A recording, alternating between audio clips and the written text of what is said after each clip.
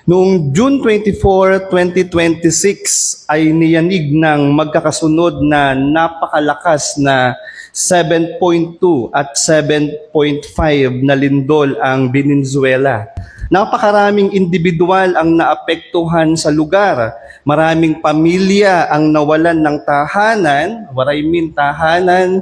Maraming pamilya ang nawalan ng kanilang mga mahal sa buhay dahil sa mga gumuhong gusali. At maraming nagtatanong sa gitna ng trahedyang ito, bakit ito pinapahintulutan ng Diyos? Paano pa tayo makakabangon kung ang mismong lupang tinutuntungan natin ay nagiba at nayanig o gumuho?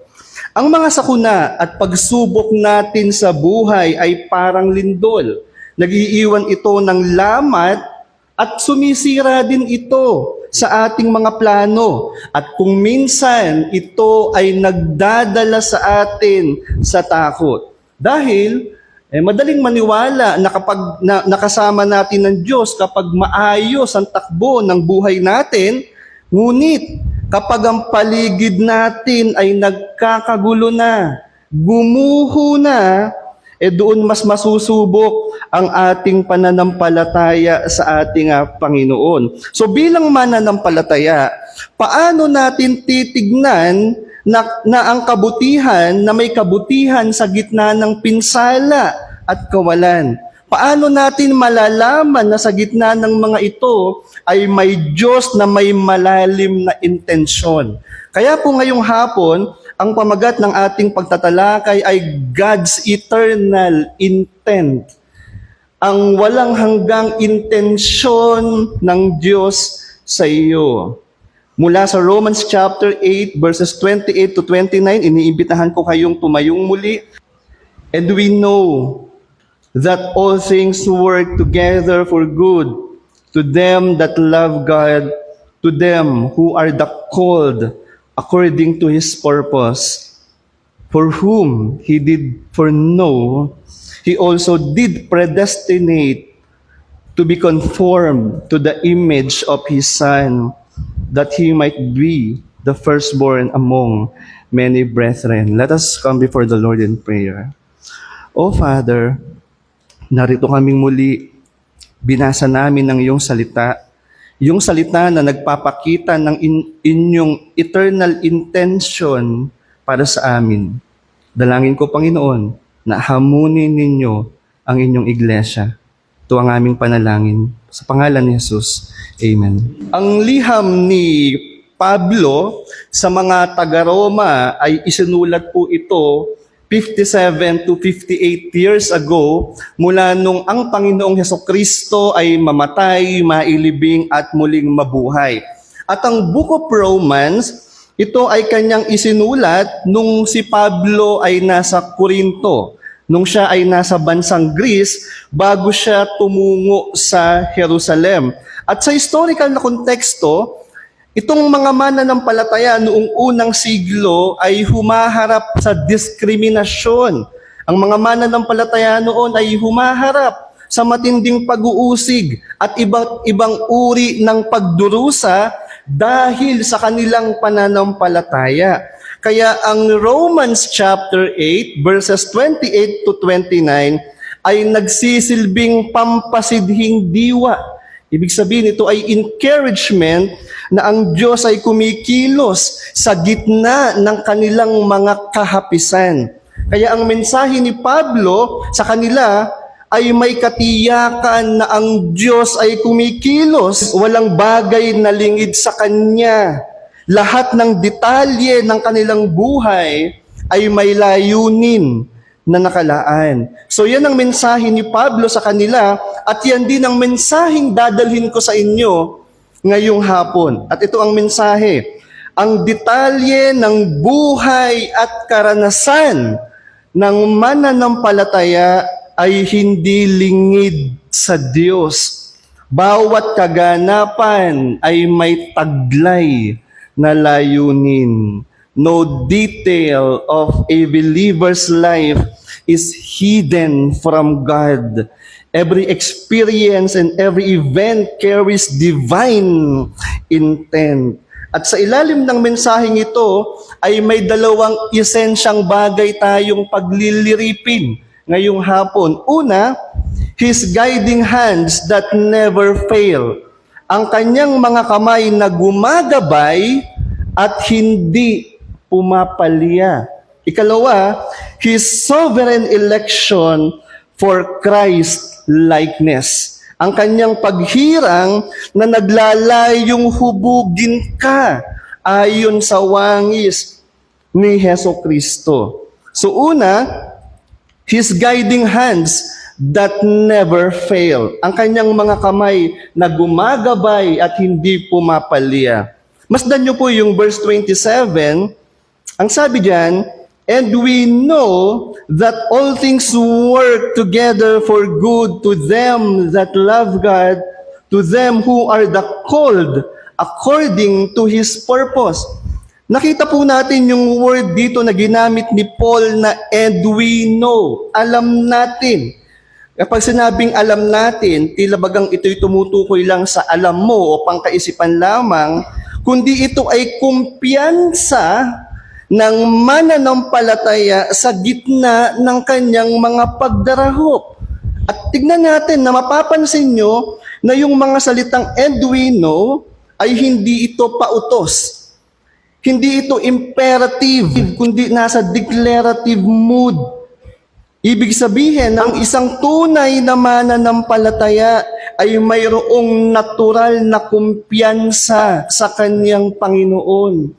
Tayong mga believers, may kumpiyansa tayo na tayo ay nasa ilalim ng paggabay ng Diyos. So in other words, ang kumpiyansa sa Diyos ay ipinapahayag ni Pablo bilang objektibong kalagayang tinataglay ng bawat mananampalataya. So mayroon tayong iba yung tatag na suungin ng mga kaligaligan ng buhay na ito. Hindi tayo takot sumuong. Hindi tayo takot makipaglaban sa mundong ito. Dahil tayo ay may Diyos.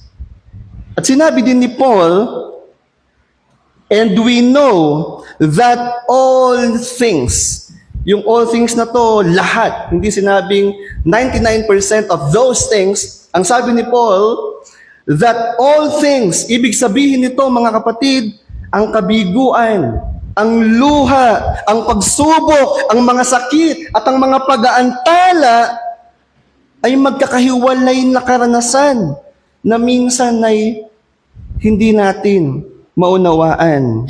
Ngunit ito ay pinagsasama-sama ng Diyos. Lahat ng mga karanasang ito ay naglalakip-lakip. Yung word na works together, sa original Greek word, ito ay isang word lamang. Ito ay synergy. Dito po galing yung word na synergy. Kapag sinabi nating synergy, ito ay cooperation or to join in producing an effect. Kumbaga, may dalawang nagtutulungan para sa ikagaganda o ikabubuti. So it is like venom, o snake venom, di ba, by itself, venom is very, very dangerous and can cause death. Am I right? Yet, in the hands of skilled scientists, it can be processed and transformed into medicine that brings healing.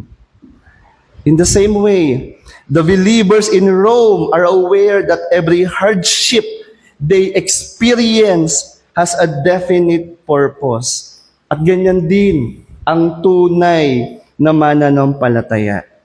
We know that every bitterness, every pain, every poison that comes against our lives has a purpose.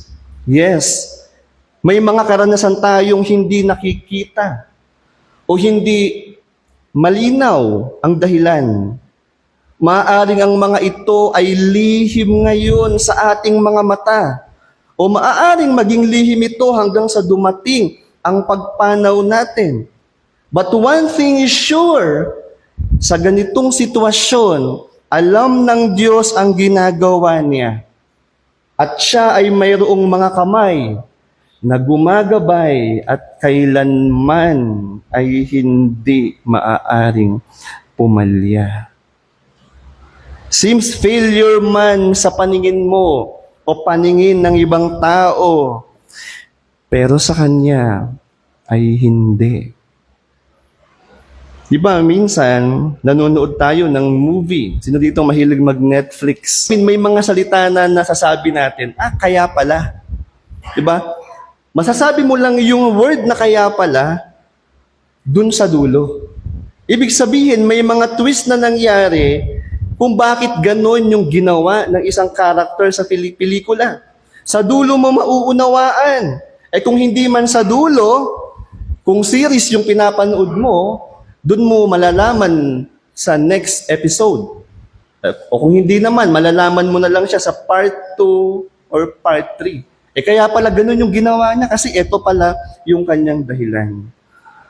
Maaring di natin malaman ngayon, pero dun sa dulo, saka natin mauunawaan at makikita ang dahilan kung bakit ito ginawa ng Diyos. Maaaring kabiguan ngayon dahil hindi naman natin nakikita ang buong senaryo. Alam niyo po yung kasabihan na bird's eye view. Kapag sinabi nating bird's eye view, usually ang mga gumagawa nito, ang mga CEO, ang mga boss, ang mga taong may mga hinahawakang malalaking sitwasyon, hindi sila nakatingin sa pansamantala o ang kanilang nakikita ay hindi lang ngayon kundi yung mangyayari sa mga susunod na buwan at taon. Ganyan ang Panginoon sa atin. Mas nakikita niya at nalalaman niya ang buong pangyayari. That's why alam niya ang dahilan at layunin ng buhay natin. We know the story of Joseph the dreamer. He suffered under the hands of his brothers. Sinaktan siya ng kanyang mga kapatid. And Joseph was sold into the hands of the Egyptians. But his brothers did not understand that Yahweh, their God, ay gumagabay. Siya ang nagko-control ng lahat. And years later, Joseph was blessed by his God. And you know ano yung sinabi ni Joseph sa kanyang mga kapatid? Sabi niya sa Genesis 50:20, "But as for you, ye thought evil against me, but God meant it unto good to save much people alive."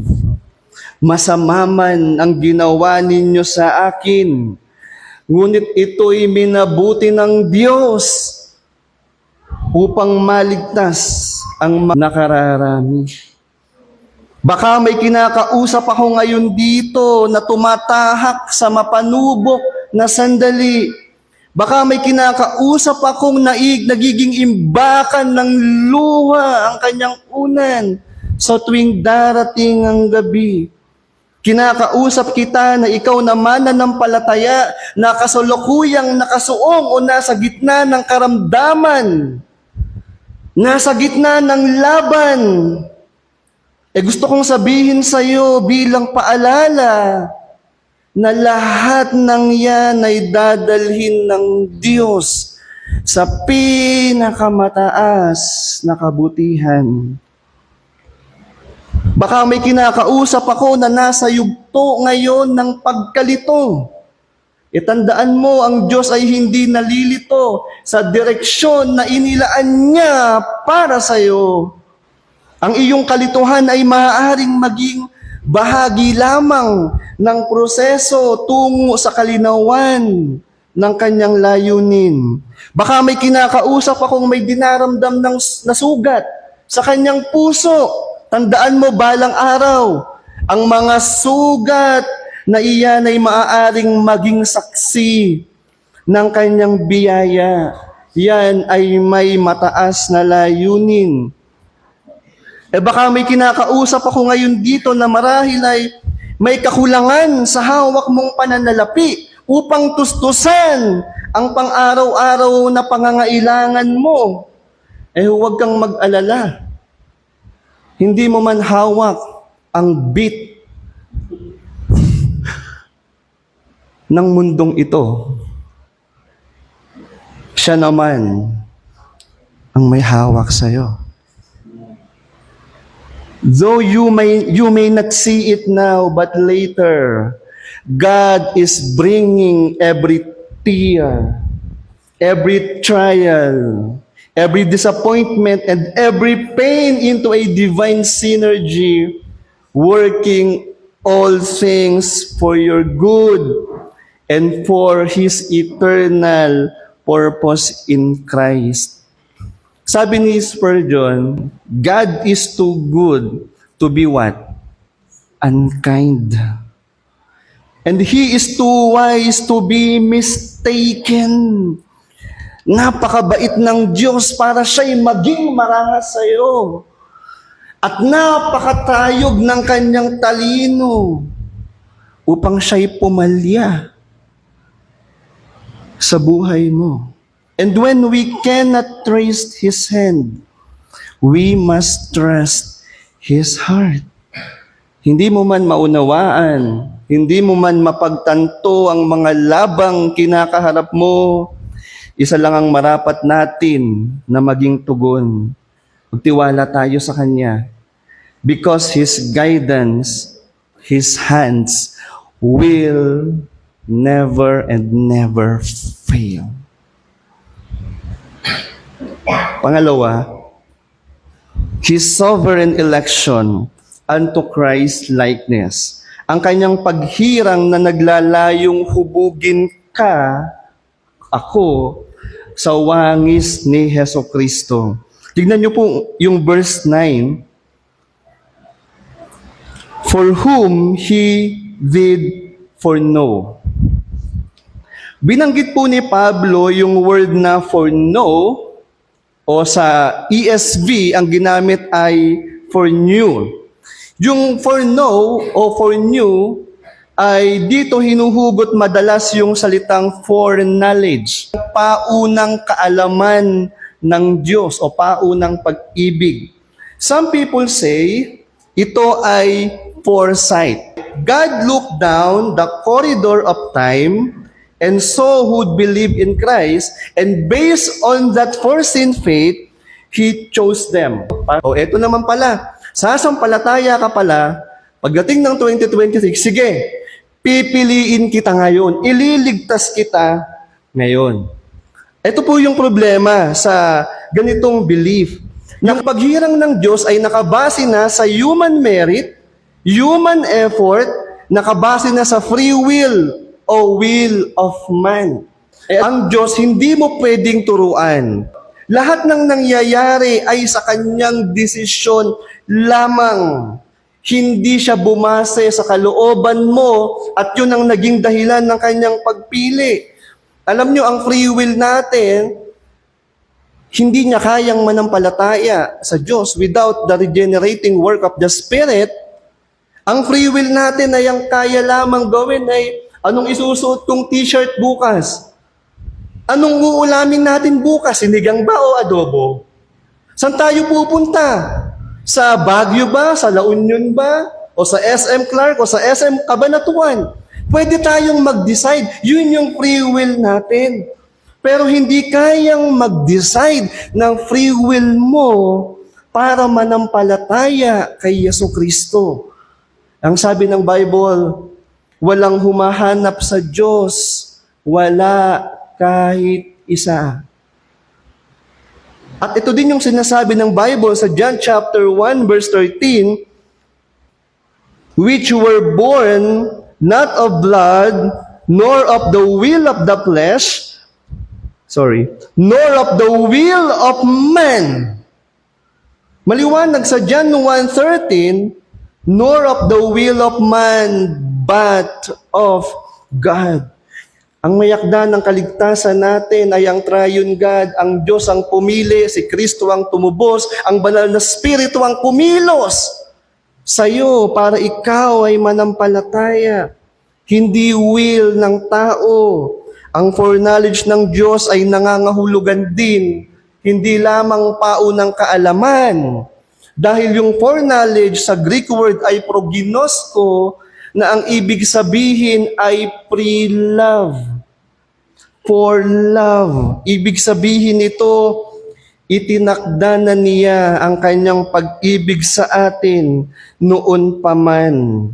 Minahal niya na tayo bago pa ang raw materials sa buong mundo, sa buong universe. And that is why I tell you this over and over and over again. From 1 John chapter 4 verse 19, we love Him because what? He first loved us. Kaya mo siya mahal ngayon dahil siya yung unang nagmahal sa'yo. At yung pagmamahal ni Christ ng Diyos sa'yo, sabi sa Romans 5, kanyang ipinadama sa pamamagitan ng pagkamatay ng kanyang anak. At ito mga kapatid, ang layunin ng paghirang ng Diyos. Sa verse 29 again, the Bible says, He also did predestinate to be conformed to the image of His Son. Yun pala yun. Ang pagpili ay hindi lang pala doktrina na kailangan nandito. Ang pagpili, ang doktrinang ito ay isang katuruan na nagtuturo para mabuhay tayo sa wangis ni Hesukristo. So hindi tayo hinirang ng Diyos upang magmataas and become source of trouble in His church, but to reflect the humility and character and holiness of Christ. Hinirang ka ng Diyos upang matutong magmahal gaya ni Kristo. Hinirang ka ng Diyos upang matutong magpatawad gaya ni Kristo. Hinirang ka ng Diyos upang matutong maglingkod gaya ni Kristo. Hinirang ka ng Diyos upang matuto kang sumunod sa Ama, kagaya ni Kristo. Hinirang ka ng Diyos upang iwaksi mo ang baho ng sanlibutang ito. Sabi ng Scripture, love not the world, neither the things that are in the world. If any man love the world, the love of the Father is not in him. Kaya kung ikaw, mahal na mahal mo pa ang mga nasa at gawin ng mundong ito, hindi sa hinuhusgahan kita, pero gusto kong sabihin na wala o marahil wala pa sa iyo ang pag-ibig ng Diyos. Hinirang ka ng Diyos upang maging liwanag ng sanlibutan na binulag ng kasalanan. Hinirang ka ng Diyos upang mabuhay sa kabanalan at hindi sa kasalanan. Hinirang ka ng Diyos upang ikaw ay mapabilang sa Kanyang iglesia at sumunod sa mga panuntunan nito. Hindi tayo pinili upang itanyag ang ating sarili. Narito tayo at pinili tayo ng Diyos upang itanyag ang ating Panginoong Hesukristo. Ang layunin ng Diyos sa paghirang o paunang pagmamahal niya ay hubugin tayo ayon sa wangis ni Hesukristo. At alam nyo, hindi kailanman magkakaroon ng tunay na wangis ni Kristo ang isang taong hindi pa sumasampalataya. Kaya sa bawat isang naririto na marahil ay nakasuot ng maskara ng isang tupa, nais kong sabihin sa iyo na ipinadama ng Diyos ang kanyang pag-ibig sa pamamagitan ni Kristo. Ibinigay niya ang kanyang pinakamamahal na anak at bumayubay doon sa krus ng Kalbaryo. The Father endured the grief of giving His most beloved Son. And the Son willingly endured the wounds, the shame, the agony, and the crushing weight of our sin. Sabi ng Isaiah 53 verse 5, He was wounded for our transgressions, bruised for our iniquities, and the chastisement of our peace was upon Him. My friend, repent of your sins. Come to Christ. He is mighty for to save. Returning to our point, pinili ka ng Diyos upang maging kawangis ka ni Kristo sa lahat ng aspeto ng buhay natin hanggang dumating ang araw na tayo ay sasapiling niya. His sovereign election unto Christ's likeness, ang kanyang paghirang na naglalayong hubugin tayo sa wangis ni Kristo. At bilang konklusyon, ang detalye ng buhay at karanasan ng mananampalataya ay hindi lingid sa Diyos. Bawat kaganapan ay may taglay na layunin.